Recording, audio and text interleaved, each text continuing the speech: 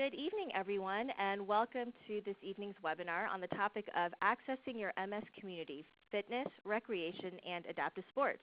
My name is Ann Gilbert, and I'm the Programs Manager for CAN Do Multiple Sclerosis, and I'm happy to be your moderator this evening. For those of you who are new to CAN Do MS, we are an innovative provider of lifestyle empowerment programs for people living with MS and for their support partners. And it's through our programs that we empower people to manage their disease and to move beyond their MS by adopting active and healthy lifestyle behaviors. And you can learn about these programs by going to our website at www.mscando.org/programs.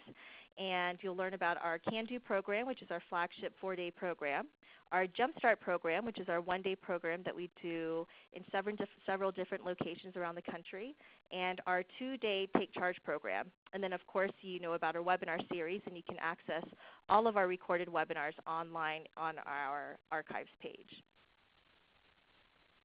And I also invite you to connect with us on social media.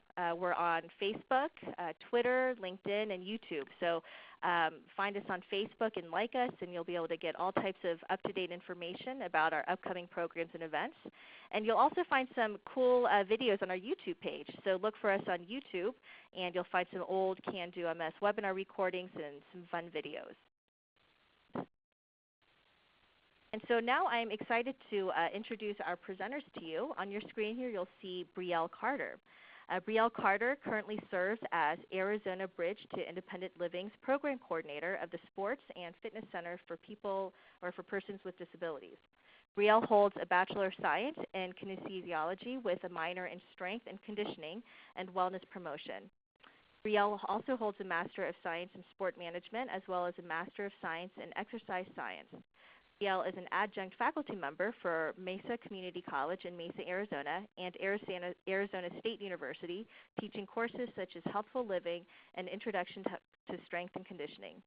Brielle holds certifications in personal training, group fitness, indoor cycling, Insanity, Level 1 Yoga Fit, and is a certified American Red Cross CPR AED First Aid Instructor. Brielle is a member and Arizona State Director of the National Intramural Recreation Sports Association. And Gus Lazier currently serves as Arizona Bridge to Independent Living's Vice President and General Manager of the Sports and Fitness Center for Persons with Disabilities. Lazier's background includes more than 19 years of experience managing major programs and initiatives in rehab medicine, recreational therapy, outdoor adventures, and other adaptive programs for people with disabilities. Prior to the Sports and Fitness Center, Lazier handled responsibilities as lead therapeutic recreational therapist at the Barrow Neurological Institute at St. Joseph's Hospital and Medical Center in Phoenix. During that time, he also served on the board of directors for Arizona Disabled Sports.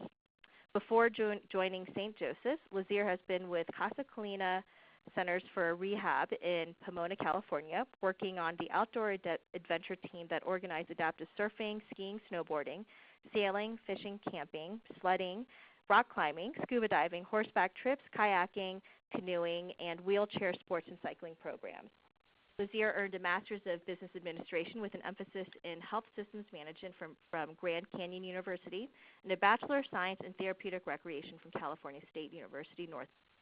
Lazier also serves as a guest speaker for the Barrow Neurological Institute Stroke Symposium, SCI Symposium, and Brain Injury Symposium. Lazier remains as a consultant to Casa Colina Centers for Rehabilitation in California. So now I'm very excited to welcome Brielle and Gus. Good evening, everybody. Good evening. I'm going to go over just a brief overview of what we're going to talk about. And we really encourage a lot of questions throughout the webinar as well at the end. So write them down or put them in the chat, and we'll be happy to address those as we go. First and foremost, we are very fortunate to have a sports and fitness center for persons with disabilities that's been open for about 3.5 years here in Phoenix.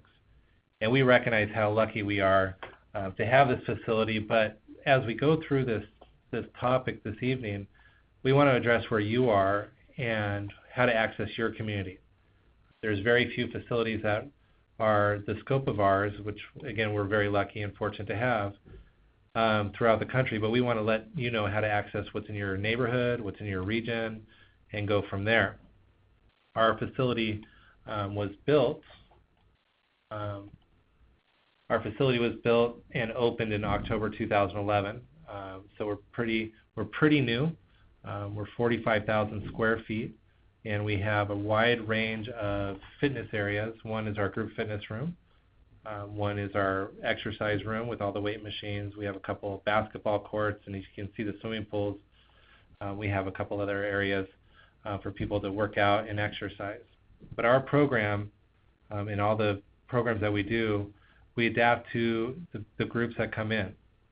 Brielle will talk a little bit later about how specifically to adapt things. But when people show up on Monday night at 5:30 for boot camp, there could be a variety of people that come in. There could be people that have spinal cord injuries, brain injuries, people that have had strokes, people with multiple sclerosis. The list kind of goes on, and all of our instructors are very well trained in adapting to the clientele that come to each specific class. So that's one thing that we're able to do here as well.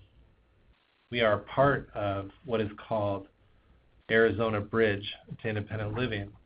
And in this picture, you'll see a picture of our Disability Empowerment Center. The Disability Empowerment Center actually houses 11 nonprofit organizations that are all specific to disability advocacy. We have a couple conference rooms, classrooms, a computer lab, and this is our organization as a Center for Independent Living, where ABLE in general does a lot of not only advocacy for people with disabilities, but we also do home modifications. We have a back to work program, and we also provide personal attendant services throughout the state of Arizona. So this is our mothership, as we call it, but we do have some other offices throughout the state, and we're looking to grow as well. So again, we're very fortunate to have our facility as well as the Disability Empowerment Center that we're a part of. Brielle, what type of partnerships do we have with our local MS Society chapter? So we're very unique here in Arizona. Gus was talking about the Disability Empowerment Center that's located on our campus with the Sports and Fitness Center, and that actually has our National MS Society Arizona chapter located in it. So we have a lot of partnership with them. We often find that a lot of members of the MS Society don't know about our Sports and Fitness Center, and it's literally, you can see it outside of the window of their office, and then vice versa. A lot of times we have members that come to our facility with MS that didn't even know that the MS Society had an office and had all these programs and resources and different walks and cycling events.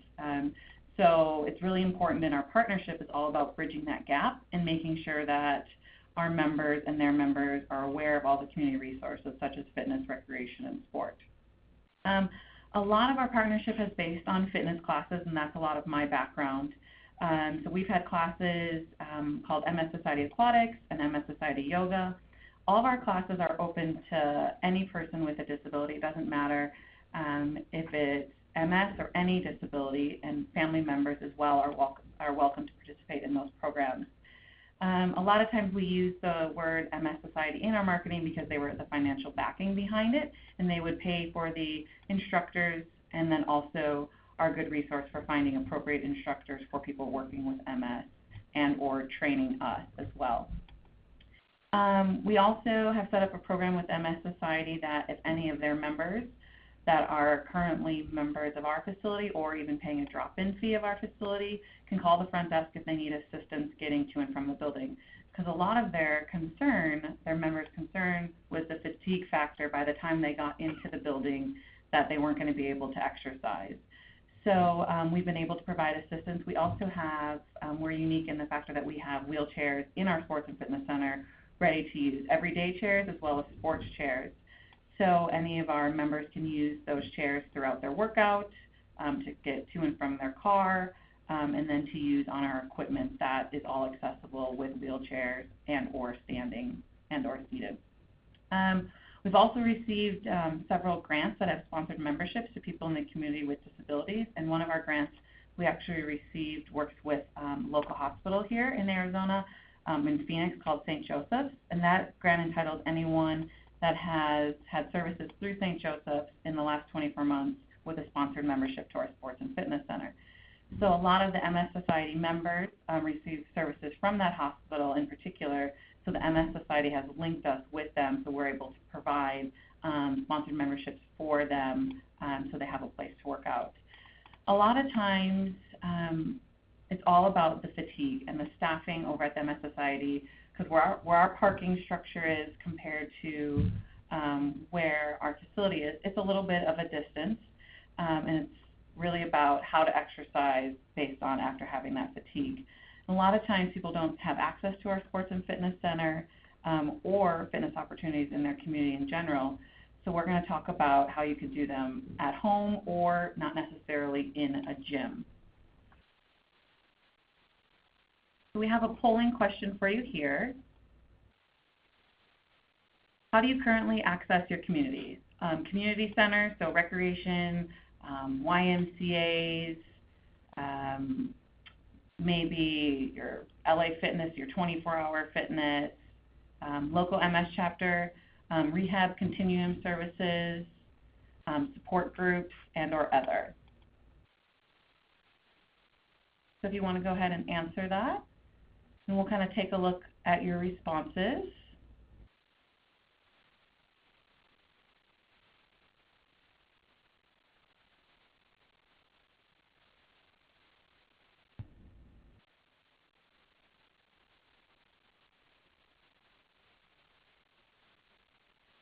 So it looks like a lot of you are using your local MS chapter.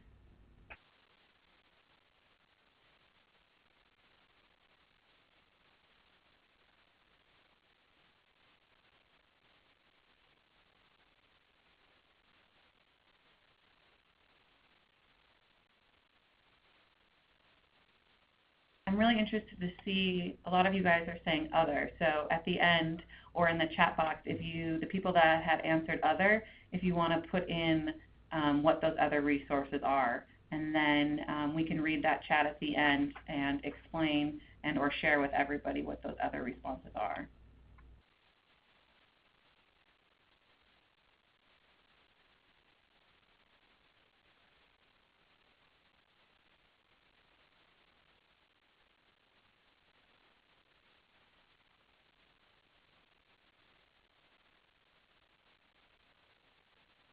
Well, how do you access fitness if it's not in a gym or at a local recreation center? So a lot of times that performing exercises without equipment is our best resource. So anywhere where movement's permitted, let's access that resource. So many times your PT or OT gives you exercise to perform outside of therapy, but a lot of times we don't do them. We're all guilty of that. Make sure when I am talking about certain exercises to do and certain programs to do that you're cleared by your physician, PT, OT, or healthcare provider before you begin any of these exercises that I'm going to talk about.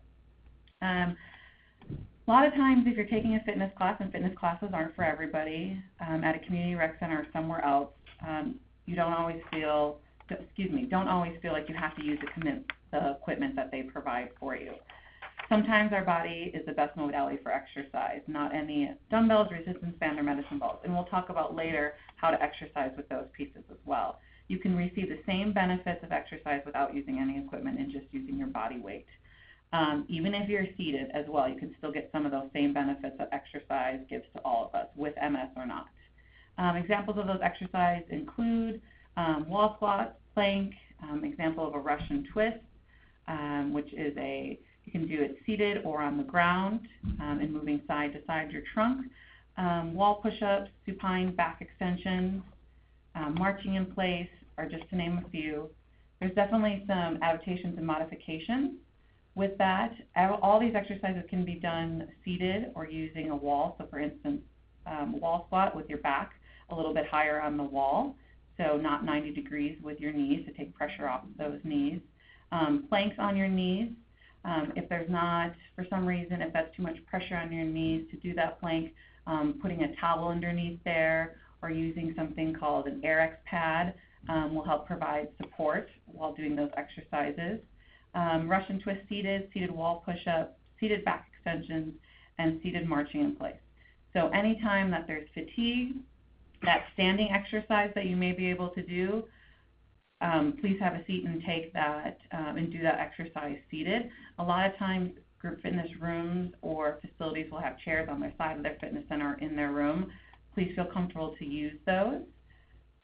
Also, make sure that you are consulting with a PT, OT, or personal trainer, or maybe somebody at the gym that's a staff member when performing those exercises. Also, make sure that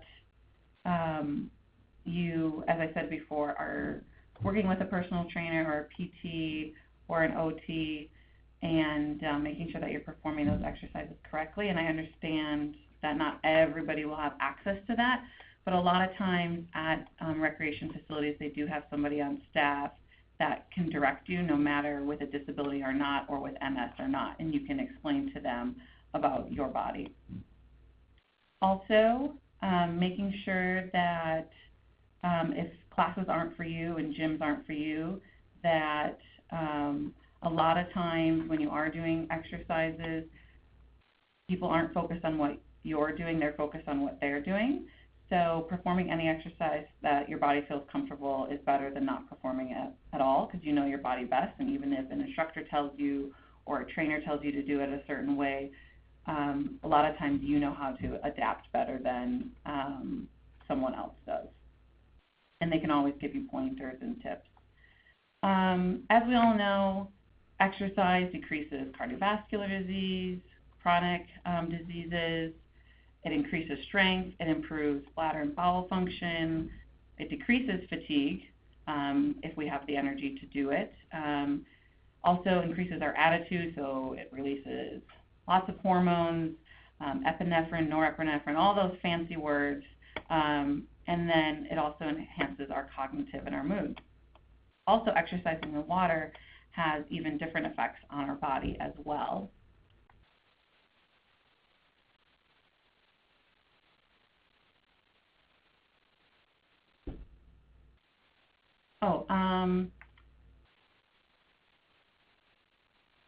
Well, how do you exercise in the water?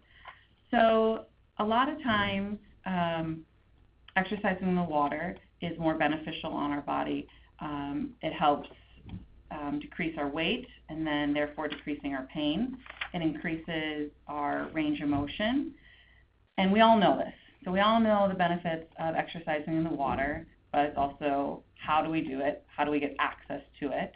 And a lot of times the barrier is that we don't know how or we don't think that we can do it. So it's very important to be mindful of the day, the time of the day that you're doing the exercise, because that's going to depend on the temperature. Here in Phoenix, always 115, so a lot of times it's very difficult, especially at this time of the year, and our pools happen to be outside here. Also, being mindful that if possible, there may be an elevator on the pool, so you can use that instead of using the stairs to reduce fatigue. So you may have the ability to go down the stairs, but maybe using the elevator that the pool may have access to, or they may have a chairlift. Use that to conserve your energy before you may begin exercises on your own, or you may be taking a class. Remember that even just walking in the water back and forth is still going to be beneficial than not doing it at all. Also, if the pool has bars on the wall, using those to support during exercise. If the pool has any weight belts or even noodles, water weights, handrails, even accessing the pool, watering devices, water walking devices, that can also help you improve the ability to perform those exercises. Gus, does the temperature of the water matter when exercising? It does.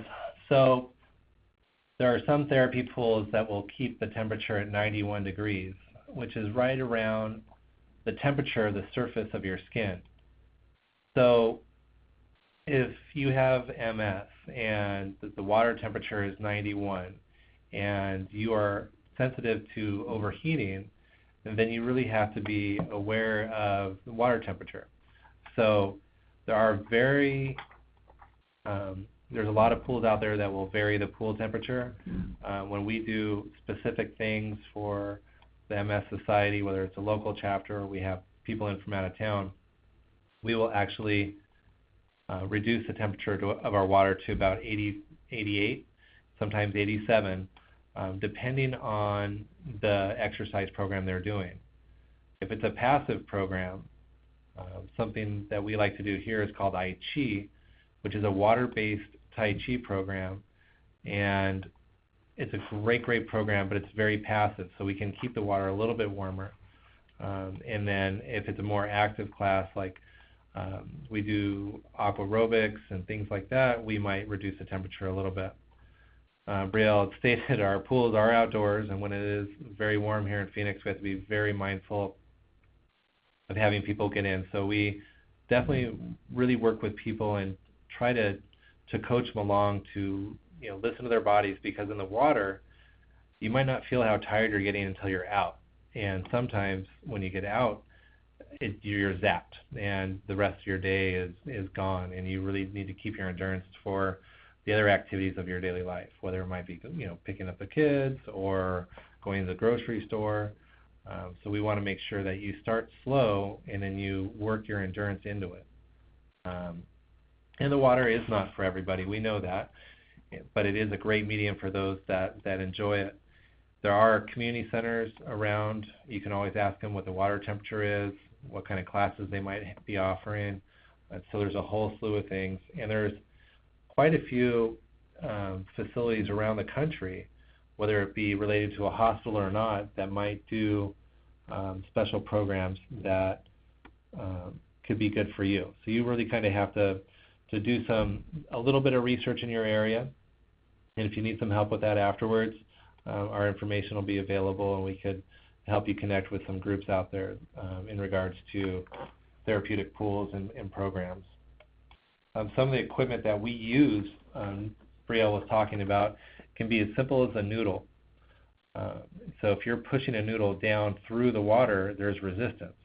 If that's too easy, grab 2 noodles and then do it. You can also use the noodle to sit on. So there's a lot of variations. And the good thing about the access to the internet and things like that, there's a lot of programs on the computer. One's called, I'm drawing a blank, but Home Exercise to Go, HEP to Go, HEP, the number 2, and then the word go. And you can actually look at a lot of different videos, and they have aquatic programs, and really kind of look at what situation you might be in, whether you use a chair or you're not, but you can really kind of balance it out with that. So there's a lot of different types of equipment you can use. Brielle talked about handrails, and does the pool have bars installed? And those are very, very helpful. So if those rails are not available at the pool that you go to, at your local hardware store, there are temporary bathtub handrails which have suction cups on them. You can use those, just make sure they're attached to the tile properly, and you give them a good couple pushes before you put your full weight into it to make sure they're connected to the pool side as well. I have a pool at my home, and they don't work on that because my tiles are so small. So that's something you can look into. The exercise, the website was HEP, the number 2, go. And we'll pass out our information. Brielle and I are always attached to our emails. So if you have a question after this too, you can always reach out to us. Let's see, where do you purchase some of the adaptive equipment for activities, Brielle? So Gus already talked about some that you can get at the local hardware store, Lowe's, Home Depot. We have a couple pieces now switching from water to land, active hands and hooks. So active hands, the active hand is on the left side of your screen, and on the right side is the hooks. We have these here at our facility for our members to use. A lot of facilities don't have it, but it's not necessarily something that they couldn't purchase or that you couldn't ask for them to purchase if you need those devices. And you're not going to need these devices maybe every day, and maybe only on certain days that symptoms with your hands or grip may be of concern. A lot of times we may be afraid to use some of these assistive devices, but a lot of times people in the gym aren't even going to notice that you're using those assistive devices because a lot of times they look like workout gloves. You can even put these assistive devices over workout gloves. Definitely work for that purpose as well. You can find Active Hands. The Active Hand is the one to the left, as I said. You can find that on a website called activehandscompany.com, activehandscompany.com. Can also assist you with dumbbells, bars, and exercise equipment with handles. And on the next slide, we'll show you some pictures and examples of those exercises that you can do. So as you can see, Active Hand here, a lot of times the Active Hands are used for, as I said before, gripping dumbbells, bars, and exercise equipment that have handles, as well as hand cycles, very good for that, as well as push exercises. Hooks are more prominently used for pull exercises, and you can find, you can type in to Google hooks to use during exercise. Place that I order them from are howirollsports.com. I've had a lot of good success with using those hooks with them. A lot of times you may not be able to put these on yourself, so you can always bring somebody with you to put them on, or a staff member, ask a staff member to assist you to put them on. As you can see, there's a part that goes around your wrist, and then your hands grip onto the dumbbell or the bar or the bike, and then there is a loop that you loop, and they Velcro actually onto that piece of equipment, and it helps you perform that exercise safely and as well feel comfortable holding that piece of equipment. So it may be all based on your symptoms, and you may not even need these at all, but they're available. And a lot of times some of our members even use them to hold a cup or activities, anything related to activities of daily living as well. So there's lots of times we always think of exercising with dumbbells or on machines. There's other types of equipment, resistance band, medicine balls, and Bosu balls. A lot of times we see the equipment in the gym, but it's how do you use it. And then we may not be able to afford a personal trainer, and we may be done with all of our physical therapy and OT sessions, and we don't feel comfortable taking a class, but we really want to use this equipment. Resistance bands, we've got a picture of that in the upper right-hand corner. Make sure that when you are using the resistance bands, different colors equal different levels. And there's different companies with different colors, so you'll just have to ask the center that you're using them at the difficulty of the resistance bands. You don't want to start off with one that is more difficult. Usually the thicker the band are, the more difficult they are when pulling and pushing with that band. Also, you can use something called a Bosu ball. So that is in your lower right-hand corner. If you've never used a Bosu ball before, make sure that you are familiarizing yourself with that piece of equipment by holding onto a handle or a wall when you're using it. It's really good for balance, agility, and coordination. Even if it's just stepping up and down on it, it looks very intimidating. So making sure that you are holding on to something is very, very important. The medicine ball there, you can see it's a little bit unique. A lot of times places don't have handles on them. You can get this at performbetter.com or powersystems.com. And those handles, you can tighten them, so it may make you feel more comfortable. If it's strapped to your hands, it won't fly out, and you'll feel more comfortable performing that exercise. Also, you can even use a towel when performing exercises, so even simple as wrapping a towel around your foot and holding on to both ends and pumping your foot up and down, or even taking a towel in both hands and pulling in each direction as well if you're not comfortable using that resistance band. So we've talked a lot about fitness, and I know that we've got a lot of different questions coming in with exercise, and we can answer those at the end, but we're going to move into the sports aspect. So how do you access sports in your community? One of the biggest questions when I used to run an outdoor venture program, I used to ask everybody is what's important to you? And some of the programs that we started were with suggestions that we had from our participants and members. And knowing what's available in your area is just really sometimes easier to find in some areas than it is others. So we're lucky to have Google with some of those searches, but your local recreation department within your city should have an adaptive program built within it, or at least partnering with another group that does it. So you can always look through their catalogs or online what services they have, and then grow from there.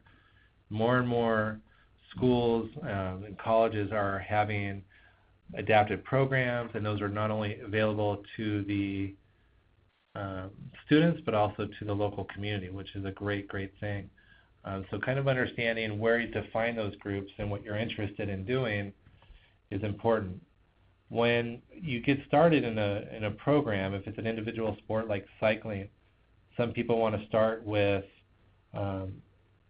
friends and groups so they can become comfortable, and then learn how to do it on their own, or just more comfortable in venturing out. Because when you go in a group, you're on everybody else's schedule. So once you get to a place where you can be a little bit more independent, you can go when you need to or when you want to. And if it's more convenient for you to go first thing in the morning in Phoenix, if you want to ride a bike during the middle of summer, you got to get up pretty early. So trying to find a group of people to do that with you could be a little bit more difficult. But programs that are based within the Disabled Sports USA programs usually will have something within your region that you can have access to. So there's a slew of different bikes. The one that's pictured here is a Terra Trike, and there's a bunch of different ones that can be customized to different mobility levels. The most important thing, too, is when you're looking at pieces of equipment like this, is being able to test ride them and really try to use them before you purchase them. It's no good if you have to spend a couple $1,000s to get something and then you get it and it doesn't fit you right, or it's uncomfortable. There are also programs nationally that can help you purchase items like a hand cycle or a cycle like this. One is the Challenge Athletes Foundation. They have a scholarship that's available once a year. Great program based in San Diego, but they do programs nationally. Other cities have organizations that help sponsor athletes. We have a program called Will to Walk here in Arizona, and they help purchase equipment, adaptive equipment for people both in Arizona and in Minnesota. So it's a great program to help with some of that resource. So we talked about the regional level. Disabled Sports USA is a great program, and they do have regional programs. But on their website, if you wanted to travel or you're going to Lake Tahoe, for example, we were talking about this earlier, and you're going there for the summer and you want to do something like cycling, you might be able to call the Tahoe Adapted Ski Program that also does hand cycling during the summer, for example, or the National Ability Center in Utah. Both great programs, and throughout the country there's programs like that that use what's in their environment to provide adaptive programming in sports in their area. The last item on that slide talks about finding your balance. And what I meant by this statement goes all the way through our whole presentation. Finding your balance. What is the balance for you? What is the right water temperature? Someone posted 82 is great for them, which is very true. People that do lap swimming like to swim in 78-degree water, which might be a little bit chilly for others. So you really kind of find your balance within your environment, and what activities do you want to do. And just kind of, we always talk about starting slow and then building it up. A lot of us have gone to the gym on January 1st and thought we were back in high school and worked out for 2 hours and then couldn't work out for another 2 weeks after that. That's not a good way to start. You really need to start slow and get things going, and then let the endurance come to you, and just understanding what your balance is, because everyone's is so different. Here's another polling question that we just wanted to address so we can better understand some of the questions that people have, or maybe some suggestions that you could have. What challenges do you have when you're traveling for a recreational event, whether it's local, regional, national? Is it mobility devices? Do you use a scooter? Do you use a wheelchair, a cane, etc.? Needed support from a family or a friend? Do you depend on people to help you get to something? Do you need that type of support? Endurance. What is your endurance like? Is that a concern of yours? Access to needed transportation. Do you need adaptive vehicles? Do you need assistance in getting from A to B to participate in some of these programs? And then other. Last time we had somewhere around 120 responses, so we'll wait for some to come in and then we'll see what things are looking like.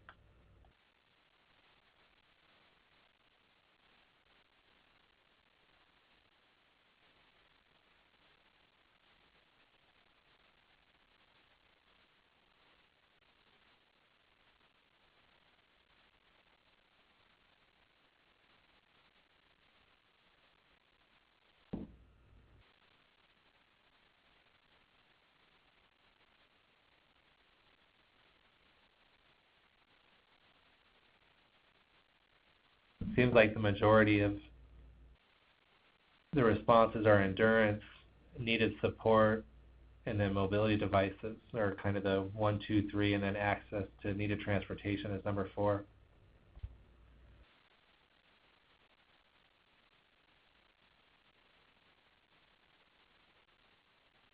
Endurance is what we've been talking about. I know whatever your situation is, it might be difficult, but start small. Everyone talks about what their big goal is, down the road, what their 1-year plan is. But sometimes it's really important to set a 1-week goal. This is what I'm going to do this week, and then build from there, which is really important. Also, piggybacking on what Gus had said, a lot of times I'm seeing in your chat that initiating the program is sometimes difficult. Research suggests even if you do 5 minutes here, 5 minutes there, as long as it adds up by the end of the day, 30 to 45 minutes, you've met your aerobic type of exercise for the day. No matter, it doesn't always have to be in one lump sum, and a lot of times we think that, but if it's 5 minutes here and then you rest for an hour, if you're not at a different facility, if you're doing it at your house, and then picking up and doing 5 more minutes, still has those same benefits that I listed in the beginning related to exercise.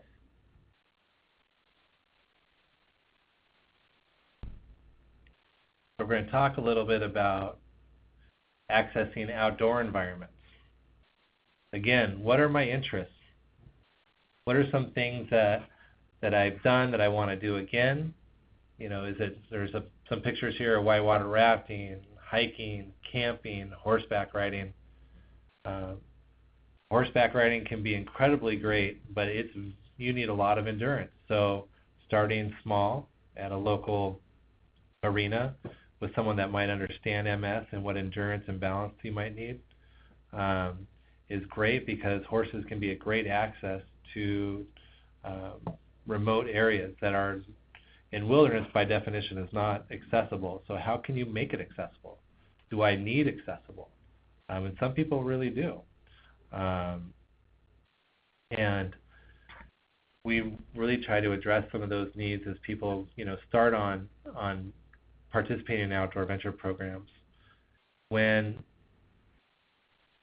outdoor venture programs usually will ask you to do a 1, 2, 3 program similar to the ICANN program, in regards to starting with something small like a simple couple-hour trip, and then going to a full-day trip, and then to a multi-day trip.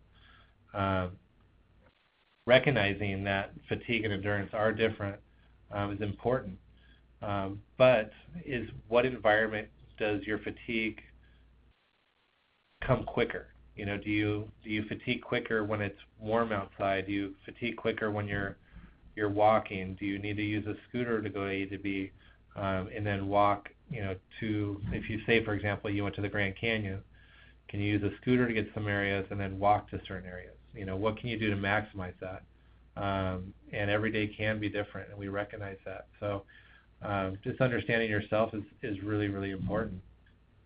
We talked about going in groups and having family and needed support, which is really good for the confidence building and participating in the outdoors. For people that really, really enjoy the outdoors, having a condition like MS can really have an impact. So what kind of environments can you access with your family that might be a little bit more accessible? Or is it something like traveling? If you're going to go on a cruise, do you need an accessible room? Do you need a boat that has more accessibility factors? But everybody's so different, and everyone's interests are different. When I had the opportunity to work in hospitals, I got a chance to meet a lot of people post-injury or just diagnosed, and finding out what's important to them was really kind of the premise of being a recreation therapist. Everyone, had their daily schedule, but what was important to them outside of their work and the necessity things they want to do, what made them happy, and then trying to focus a little bit on that was really important. And so when it was outdoor adventures, of course, my eyes lit up a little bit, but just being able to address what they could do within their local environment and starting there. If you have a local lake and you like fishing, start there before you go on a deep sea fishing boat that goes down, that goes out for a half or a full day. So just really kind of understanding that.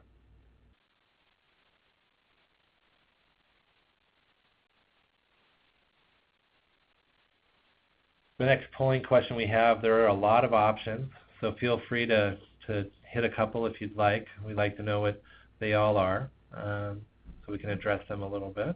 And what barriers do you have for accessing recreational opportunities in your community? Are they financial? Is it transportation? Having the time to do it? Again, the needed support, accessibility, endurance, other, and if you don't have any barriers.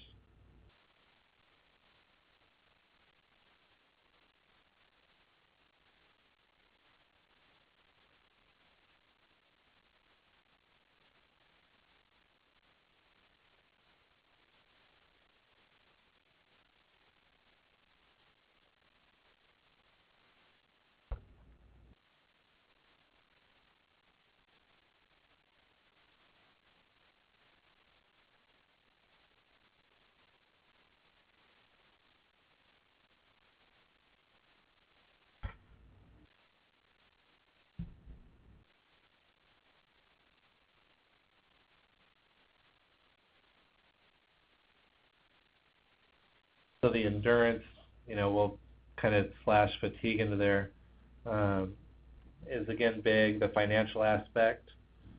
If we were to go back a slide to outdoor ventures and some of the sport groups, one benefit of some of those programs, especially whether it's a Disabled Sports USA program or other, a lot of them do quite a bit of fundraising to allow for scholarships. Transportation can always be a biggie, and we recognize that. And then what I would encourage, is, we always talk about acting locally, is talking to some of these organizations and local dial-a-ride. We have what's called dial-a-ride or Metro Access here, and being able to find a sponsor that might be willing to buy vouchers for people to use accessible transportation. And we actually have a couple organizations, fortunately in our community, that have adaptive vans to assist with transportation. I'm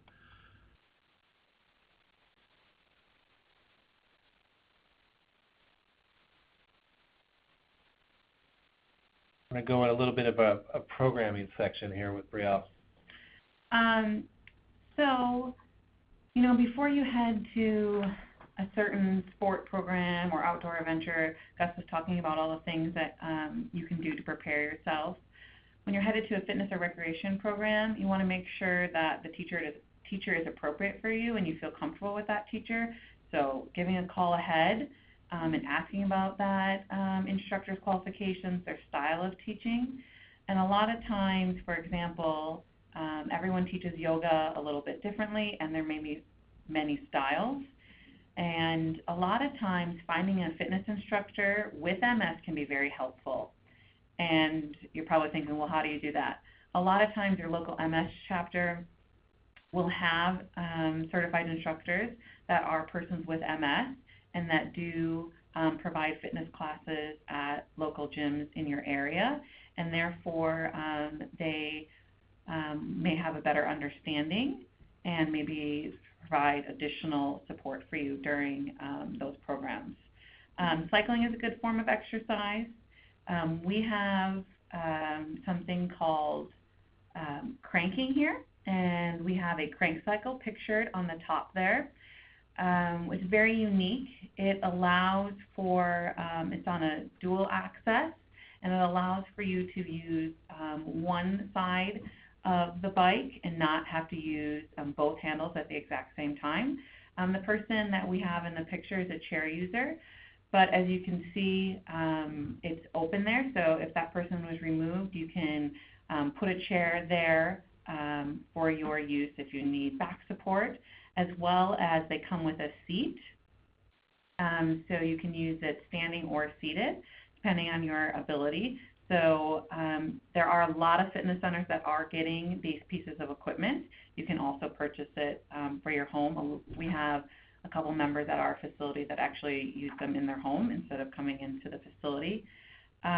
Also, you might want to pick a program that's close to home. All right, you're going to feel more comfortable picking that program that's close to home, and then with a friend. And a lot of times it's my friend doesn't have the same interest as me. They don't want to go to that class. A lot of times if you go to maybe a support group or your MS Society knows some people that are interested in exercise in a certain exercise, whether it's cycling, whether it's a class, whether it's yoga, Pilates, Zumba, and they may be able to pair you up with somebody to head to that class, because we're more likely to go to a program or a class if we have somebody that holds us accountable. And it takes 21 days to create a habit. So I know a lot of us don't want to try something. We may be scared because we don't know how, but research says that it takes 3 to 5 times to be successful in a health-related goal or change, especially when it comes to exercise.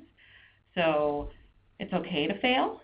I know sometimes that may be difficult to understand, but it takes 21 days to create that habit. So doing it once or twice, you may not be able to create that habit. So making sure that you keep trying it or trying different things related to fitness, sport, recreation, whatever it happens to be.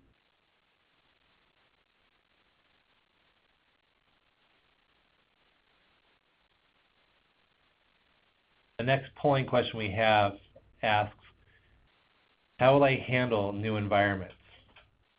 It talks about a site visit. Brielle touched on talking to the instructor beforehand, but actually going and just checking it out, looking at it, asking for a tour, being really specific with your needs and talking to the staff if it is at a fitness center or at a recreation center.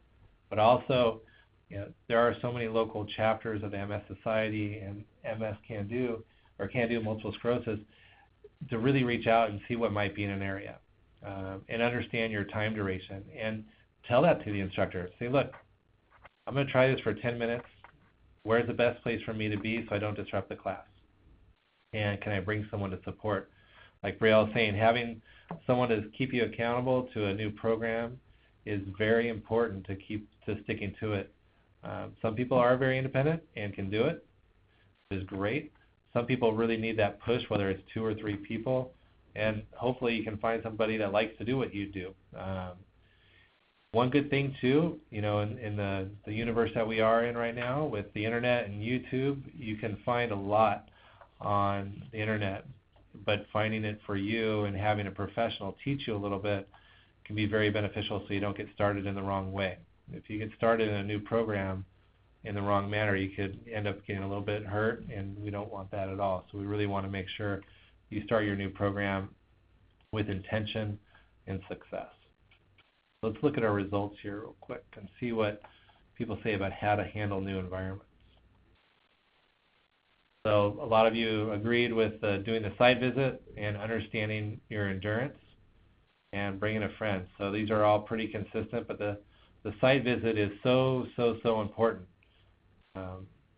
for these. When I'll talk a little bit about my outdoor venture program. When I did that, before we would ever go on a trip with participants, one of the best parts of the job was actually doing the site visit as a staff and making sure that it was accessible enough for our needs of our group, and then doing the activity that our members were going to do. So that way we could go back with an educated trip and go, this is what's going to happen, this is what you might need to prepare for, and get ready to go from there. We did have a trip to Hawaii, but we never did a site visit there. I can never get my boss to allow that. So very fortunate to do that program for so long. So.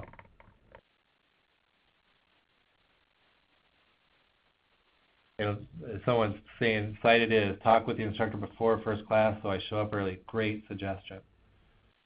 So I think we can go on to questions and answers. Brielle, do you have anything to add before we go do questions? Mm-hmm. All right.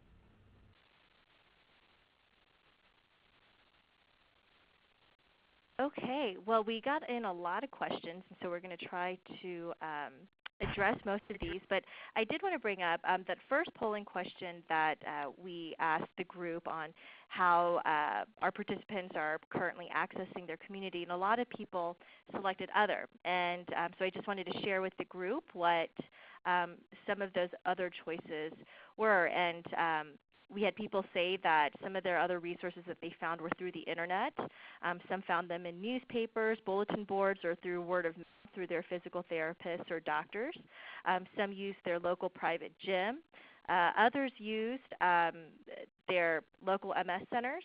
And so there's a lot of ways to access those resources out there. But I did want to ask Brielle and Gus, you guys, a question. During the registration process for this webinar, we did get quite a few questions, and they were asking, how can they find these local resources if they've never encountered one before, if they're living in like a small suburban area? How would they go about searching out for some of these local resources? First off, it depends on, if it's a very rural area, it might be a little bit more, distance between locations. Coming from the rehab background, I always found it, we got a lot of calls to our rehab facilities. Where can I find this, or where can I find that? I live a little bit distance away. And using, your local hospital as a resource, if they have a recreation therapy department, they're usually a good resource in regards to what adaptive programs are available. Also, your local, city recreation program, if they don't have something specific for, if they don't have a specific adaptive program, they should be providing adaptive programming. So to see what they might have available and ask for resources in that way. We use a program here, someone commented on it on Silver Sneakers, and those programs are usually adaptive to people that might need a little bit more coaching or need a little bit more endurance testing, and it's just a great program that many insurance companies, are starting to offer a little bit. And a lot of times people think that Silver Sneakers is geared towards a certain population, but it's definitely not. And a lot of gyms, at least our gym, is not limited to just Silver Sneaker members. So if your insurance is a Silver Sneaker provider, yes, you get access into that facility for free, and your insurance pays for that gym membership and their Silver Sneakers classes, but you don't have to be a Silver Sneakers member at our facility. So if you see classes, Silver Sneakers, don't be afraid that you may be the youngest person in the class. Call and see if you actually have to be a Silver Sneakers member to attend that class. And they have all different varieties. They have from Silver Sneakers stretching, Silver Sneakers balance, to a little bit higher intensity, and you can go to those different classes varying on the day of your symptoms and how you're feeling. Awesome. Thank you for that. We actually had one of our webinar viewers or listeners chat in earlier that they did utilize the Silver Sneakers. Glad to hear that our participants are using that. We just had someone comment in saying that they don't have a lot of resources in their community that they found. And so what this person and their support partner does is they use a WeFit, and their neurologist has actually approved it for them to use this, and that's been working. There's another resource there. Absolutely. We used to call it WeHab in rehab, and the WeFit is great, as well as the Xbox Connect is a great program. It can be a little bit tricky to use at a chair level, but the WeFit program, oh my gosh, so good. Cool. We had another question here, just sort of on the same topic. If you guys know of any DVDs or videos that might be available for doing some exercise or adaptive exercise at home. A lot of times you can get a DVD at your Target or your Walmart, and you can take a look at those exercises. There aren't many, actually I don't know of any DVDs that are specifically adaptive unless you're PT or OT or you visit a center similar to ours and they create a video for you, but that doesn't mean that all hope is lost. Taking one of those videos that have standard exercise for ambulatory persons, and any exercise that they're doing standing, do it seated. Any exercise that they may be doing seated, and you have the ability, maybe take it to the ground. And if you notice that in those DVDs that they're doing a lot of exercises standing and then on the ground and changing it often, just pick exercises that you can do seated for the whole time or standing for the whole time. So try not to vary it, because it's going to change your heart rate, it's going to change your blood pressure, and it's definitely going to affect the rest of the workout. And so you always, even maybe prenatal videos, even if that is that you don't have the ability to become pregnant, but a lot of times those exercises, they don't have them doing exercises on their back for a long period of time, non-weight bearing exercises, exercises that aren't going to have your heart rate go above 140, 145. A lot of times doctors recommend that for pregnant people not to have their heart rate go above that, so they will have exercises geared towards that ability. Hopefully that helps. Mm-hmm. They usually do those videos by trimester, so you can work your way backwards, and if you need to, and start at a seated level, and if you can, work your way up to a standing level, great. If not, you just find your best balance and you go from there. YouTube, has a plethora, so you just have to be really careful in what you're choosing. But you might find some different videos on YouTube and all the different avenues you can Google things as well. Yeah, YouTube sounds like that. I use YouTube all the time for different things. Imagine that could be good. Yep. And Gus mentioned about, sorry. No, go ahead. Sorry, Gus Brielle. mentioned about the YouTube videos and making sure you pick the right exercises for you, and making sure that you are picking correct YouTube videos. So a lot of times there's lots of stuff out there for health, and it's about being a good consumer of your health. So making sure you're looking on websites and or videos that may have .orgs behind their URLs, or .edus, as well as .govs. Those are going to be good resources for you to use as consumers of your own health. I just thought of another resource that was in a community where my first college was, is they had an adaptive physical education major, and they had a gym that they used, and they had community members access it as their clients. You don't have to be a student to be a member there to get those services. You will have to be working with people that are learning their craft, but they're all supervised by their instructors, which are usually PhDs, and a great way to go as well. So it's community colleges as well as universities are a great access point as well in your neighborhood. Okay, thanks for that. We had a lot of questions from earlier in the presentation when, Brielle, you were talking about the medicine ball, the BOSU balls. And a few of these questions maybe can help answer is, one, does sitting on the ball or balls help with balance? And also, what can you use to make sure that the exercise ball doesn't move so far that one might fall or injure themselves? Okay. So I think that person may be referring to a stability ball. Sometimes it's called a physio ball, or a Swiss ball. It has many names. A lot of times, yes, sitting on the ball is going to improve your lumbar pelvic area. So not just your core. So a lot of times people think your core is just your abdominals, but it's also your low back, your intrinsic hip muscles as well. So even sitting on it is going to improve that. And simple as sitting on the ball and lifting up your legs up and down like you're marching in place, taking your legs side to side, or tapping your toe out in front, or arm circles seated on the ball. It's definitely going to make a different impact seated on the ball than you would be seated in the chair. So that ball is going to actually help with that posture. It's going to make you want to sit up because you don't want to fall off the ball, because there's a little bit of different distance from the ball to the floor.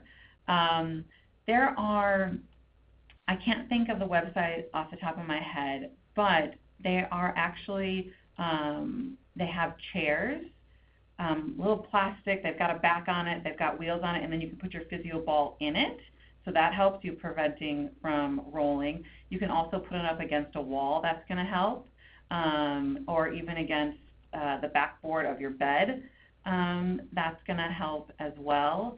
I can't remember the website, but I know a lot of you wanted a list of websites, so let me dig a little bit and I can get you that website where you can purchase the apparatus to put the ball in. Yeah, and for many of you who have asked about the list for the websites, what we can do is I can work with Brielle and Gus to compile all those websites, and we'll try to send them out to you before the end of the week to all of the participants of the webinar. Have that resource for yourself. We also had some questions about scholarships and financial issues.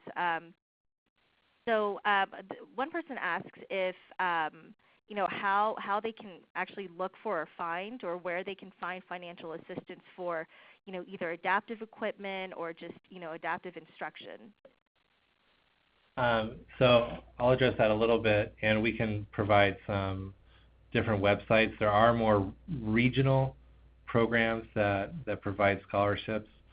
That if it's a piece of adapted sports equipment, say for example someone wanted a trike so that way they could do a 20-mile bike ride, or want to do build up their endurance to do a century of 100 miles if they could. Challenge Athletes Foundation is a great program for that.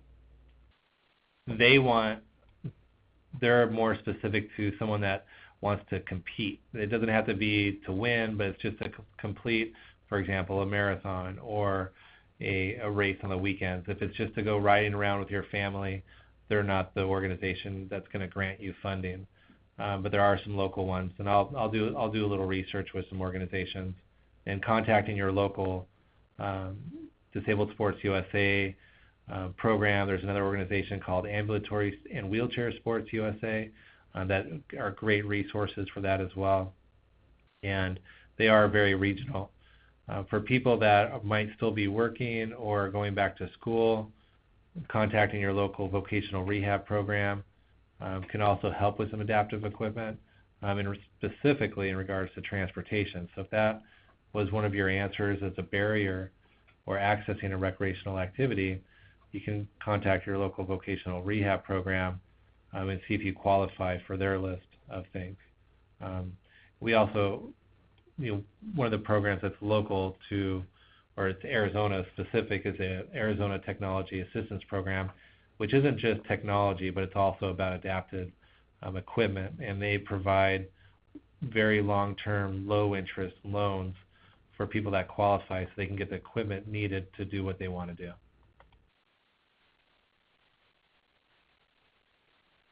Yes. I think we have time for just one more question before we finish up here. And we had somebody ask, and Brielle, maybe you can help with this, what recommendations you might have for activity or exercises for those who are in a scooter full-time.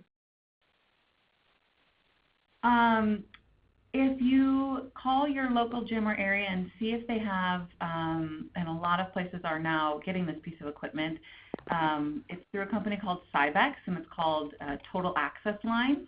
So anybody and everybody can use it, and the seats remove. A lot of facilities may have one or two of these pieces. So normally where the seats are, there's a lever that allows the seat to move away, and that you can use that, come up with your scooter and use that piece of equipment. If you take a look at the gym and see if they have any cable columns that are at an angle instead of up and down, use the ones with an angle, because that's going to allow you to move in with your scooter.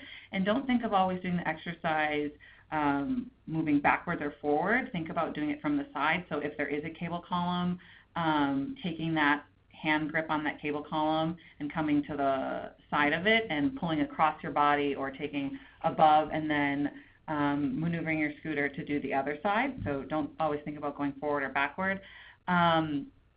As well as if you do have the ability to have somebody come with you, they could transfer you into a seat if that's possible. I know that's not always the case because that's another person involved in it. As well as using, well, I talked about the medicine balls, the dumbbells, the resistance bands, and doing all those exercises seated in your scooter, and going to class seated in your scooter, and maybe having the instructor bring the equipment to you so you don't have to. Sometimes those dumbbell racks are very difficult to get the equipment out, or the resistance band, or sometimes they put it on the floor. So during a class or even out on the fitness floor, have somebody bring a chair next to you at the height of your scooter and leave the equipment on there, and then you can pull from there, less likely to fall over or become fatigued, especially if it's at the level that you can just grab and use that piece of equipment. And also educating, if you wanted to use the local gym to you, if it was down the street and they didn't have stuff that you could access, is talking to them and saying, look, this is my situation. I want to use your gym. I want to be, working out.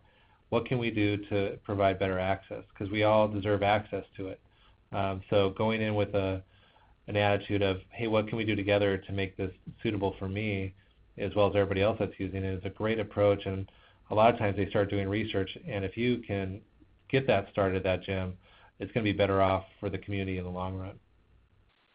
That's a great point, Gus. Actually, I'm out in Vail, Colorado, over in the Rockies, and one of the MS patients that lives in this area used to love to golf, but now they're more immobile and they use a scooter. And so after talking with the local golf course here, they were able to convince the golf course to invest in purchasing an adaptive golf cart, where you can actually use the golf cart to, pull right up to the ball on the greens or in the fairway or wherever to hit the ball from that position. That also had a lift to kind of help that person up. And so I think, that's a really good point, is to be an advocate for yourself and empower yourself to educate, the community and the people around you for, the needs that that you need in order to stay active and to stay active in your community. So thanks for bringing that up. Okay, and so I know that there's a lot more questions, but we're going to go ahead and finish this webinar. If you do have questions, you can email me directly, and I can forward them to Brielle or to Gus. Or, we also have a resource on our website, on Can Do MS's website. It's called Ask the Can Do Team, and it is our Q&A, our question and answer web page on our website. So if you search for it on our website, you can just type in your question. That'll be directed to us, and we can forward it to any one of our programs consultants, or to Brielle or to Gus, to have that question answered. So, we have a few other resources on our website. We have our Can Do library, which includes articles that are written from all of our speakers, and we also have an article on there written by Gus and Brielle that you can find. And we also have our e-news. So if you haven't already, you can sign up to receive our e-news monthly emails, and it just talks about any upcoming programs that we might have in your area, upcoming webinars, and upcoming events. So please be sure to stay connected with us on our website. And before I share next month's topic, webinar topic, I did want to introduce you to I Conquer MS. This website, iconquerms.org, is a new way to fight MS, and it empowers people like you who are living with MS to securely contribute your health data and ideas for research. So your information that you submit on this website will help provide some insights into enabling new and more effective treatments to be developed for MS. So to participate, you can just go to www.iconquerms.org, register on the website, and you can contribute all types of information and ideas that you might have. So our next month's webinar will be the same time. It's on the second Tuesday of July, on July 14th at 8 p.m. Eastern Time, and it's all about relationships and how to cope with anger in your relationships and how to communicate with your partner in your relationship. So again, join us from the convenience of your home or office. And for those, so again, thank you so much, especially to our presenters, Brielle and Gus, for sharing all of your insights. And I hope you guys all have a great evening.